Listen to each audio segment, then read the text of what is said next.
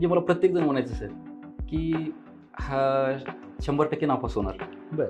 म्हणजे हा काय पासच होत नाही असं बोलायचं. मला काल परवापर्यंत मला इंग्रजीचं कॉंग्रॅच्युलेशनची स्पेलिंग येत नव्हती. 8 दिवस तर म्हणजे चर्चा होती, हा कसं पास झाला, हा कसं पास झाला. मला केमिस्ट्रीची स्पेलिंग ही शी पासून असते हे मला माहित नव्हतं. मला ते किस्सा अजून पण आठवते. मी आपलं के पासून चालू केलं. आपण तर गावाकडे म्हणजे पहिला आले हे दहावीत पहिलं केलं. हा, इथं तर कायचे ना, आपण तर लय झिरो आहे. 11वी झाली, तसंच 12वी झाली आणि मला जे वाटत होतं ते तेच 12वीच्या रिझल्टला झालं. ते डोळे झाकून विश्वास ठेवायचे ना आमच्यावर. ते काय करायचे आईवडील? आता बघा माझी परिस्थिती म्हणजे मला घरी काही जमीन नाही, काय नाही, एकदम परिस्थिती बिकट.